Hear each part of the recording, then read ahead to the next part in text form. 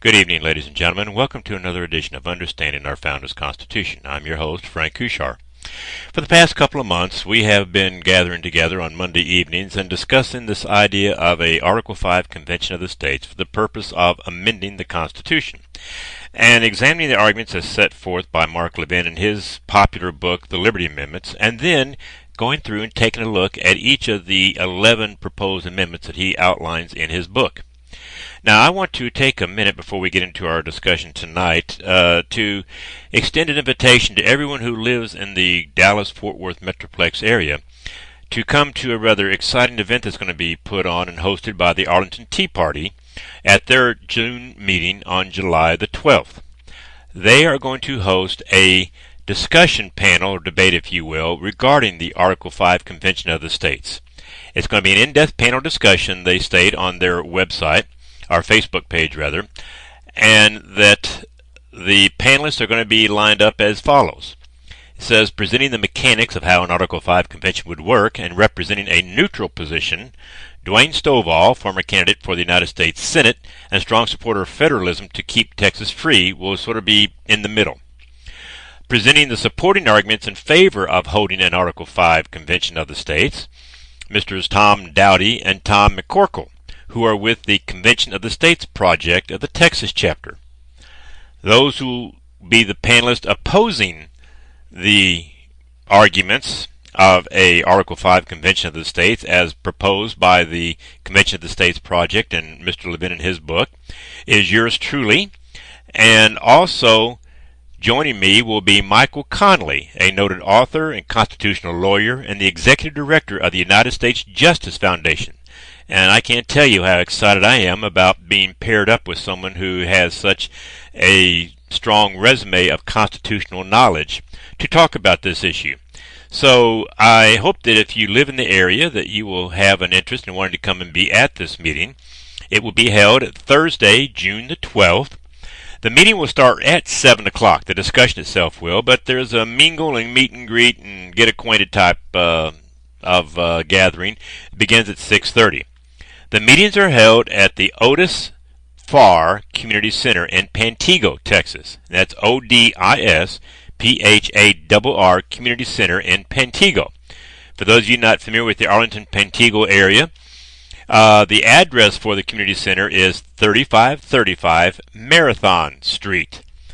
If you come into Arlington and you want to come in on the West Pioneer Parkway, you will take West Pioneer Parkway to the Smith-Berry Road.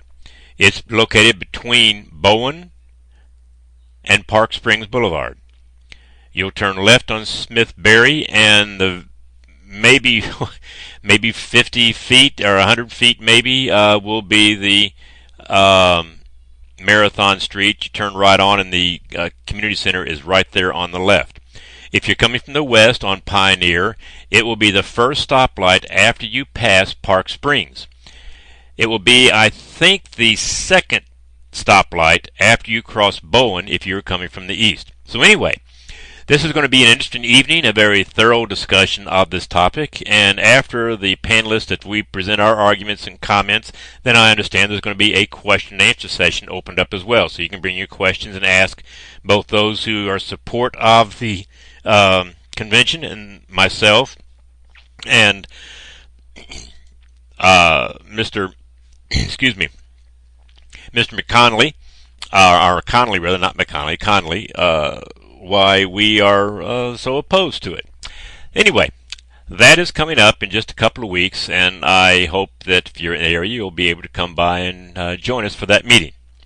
Now, the past couple of weeks, we've been focused on the 10th of the proposed 11 amendments that Mr. Levin puts forth, and that is an amendment to check the authority of Congress, that the states would be able to basically refute or nullify federal law and federal regulations. Now, the last 2 weeks, I spent some time presenting writings from our founders, Alexander Hamilton, James Madison, Thomas Jefferson, among others, in support of the idea that the states have the authority to nullify unconstitutional federal acts. And it was to be done on a state-by-state basis. Now, the resolutions of 98, the states of Kentucky and the states of Virginia had Jefferson in behalf of Kentucky and Madison in behalf of Virginia write these resolutions calling upon their sister states to join them in declaring that the Alien Seditions Act of 1798 were unconstitutional and therefore, as Jefferson strongly worded in his essay, null, void, and of no effect.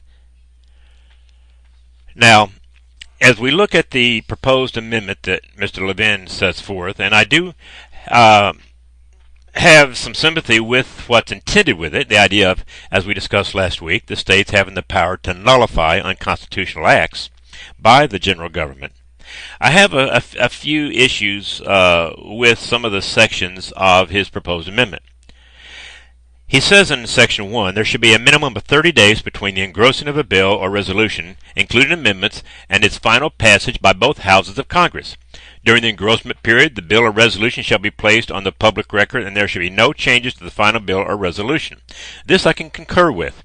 As a matter of fact, Thomas Jefferson wrote in a letter to an acquaintance that he thought that a bill should, once passed, not take effect until 1 full year, so that reflection could be made upon it, and if need be, it could be repealed. And just think of how much better we would be if such a practice had been followed when it came to the so-called Affordable Care Act. You all remember the famous line of then Speaker Nancy Pelosi, "We've got to pass it so we can know what's in it." That is really backwards. There's another phrase we can say about it being backwards, but I will not use that language. But it was certainly backwards, putting the cart before the horse. Well, this amendment would basically reverse that before a bill could be finally passed, it has to be put on display. Everybody has to read it. What a novel idea, having to read a bill you're going to vote on. I'm not sure 30 days would be enough when you look at bills that are 2,000, 2,500, or 3,000 pages long. But I can concur with the idea behind trying to require this timeout period, if you will, before a bill gets passed. He then says that this rule can be overridden by 2/3 vote of the members of each House of Congress. As I look at the current makeup of the Congress, I can see where this might be something they could routinely do. I would rather have it so that they cannot override this measure, that it had to be ironclad and waited upon. His next section says that upon 3/5 vote of the state legislatures, the states may override a federal statute. The problem I have with this is 3/5 is a very high threshold, and that is something which is intentional there, and I understand the reasoning for it. You don't want states just willy-nilly saying, we don't like that, we're going to overturn it. There's got to be sound, solid constitutional basis for doing so. But I'm not sure that we need to say that you've got to have a unity of states to declare something void and unconstitutional. Remember, as I've tried to point out on this program many times before, the states were intended to be the guardians of the rights of the people within their state.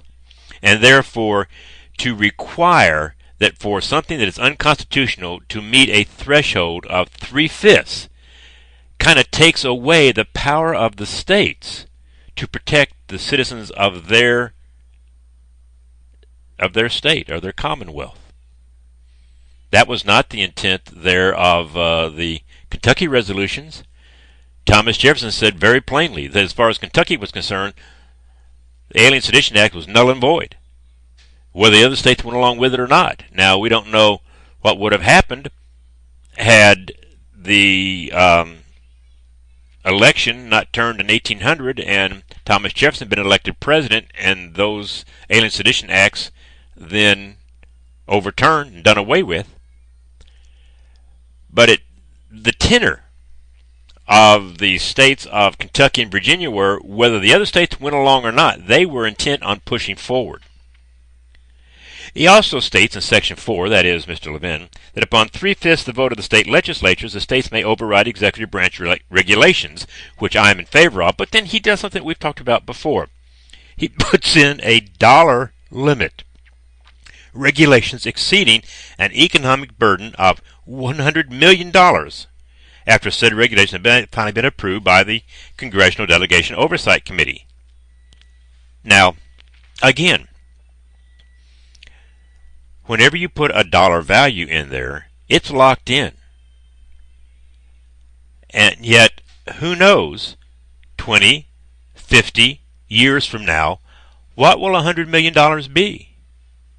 And so whenever my contention is, as I said before, even in the Constitution, our framers put in that any civil suit of $20 or more required a trial by jury. $20 back then was a lot of money. Now, $20, you can't even feed a family of four at McDonald's for that amount of money. So I think it's not wise to put dollar amounts within the Constitution or an amendment to it. And so he goes on in Section 6, the final section of this amendment, to state that the state's override authority must be exercised no later than 24 months from the date the President has signed the statute into law or the Congressional Delegation Oversight Committee has approved a final regulation, after which the states are prohibited from exercising their override. I understand the reasoning for this, too. That's given the size of the nation now with 50 states and trying to get all these legislatures to pull together on something, it's going to take some time. But the longer a bad law, the longer an unconstitutional act goes unchecked and unrebuffed, the harder it's going to be to overturn it and to eliminate it.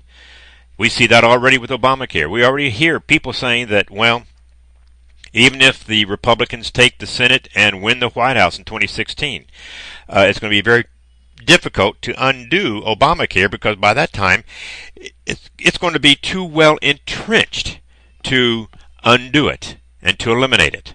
And that the best we can hope for is maybe some reformation to it. So I understand on one hand the 2 years, but on the other hand, there is the issue of, well, supposing it takes longer to pull together the 3/5 states. If something's unconstitutional, it's unconstitutional.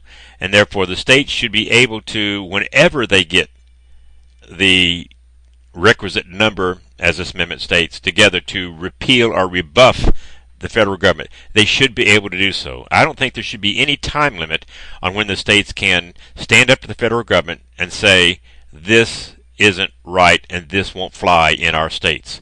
So with this amendment, it is in essence an effort by Mr. Levin to constitutionalize a means by which states can nullify federal law. But as I said before, what I find interesting is on his radio program, Mr. Levin will constantly denigrate those who support nullification, as proposed by Jefferson and others at the time of the Constitution in the early years of our republic. The states are to be our guardian against federal encroachment upon unconstitutional powers. And however they can do that, they have the right and the authority to do so. Remember, the Constitution of the United States is not a contract between the federal government and the states. It was the Constitution which created the federal government. The federal government is the creature of our Constitution. And the Constitution was something created by the states.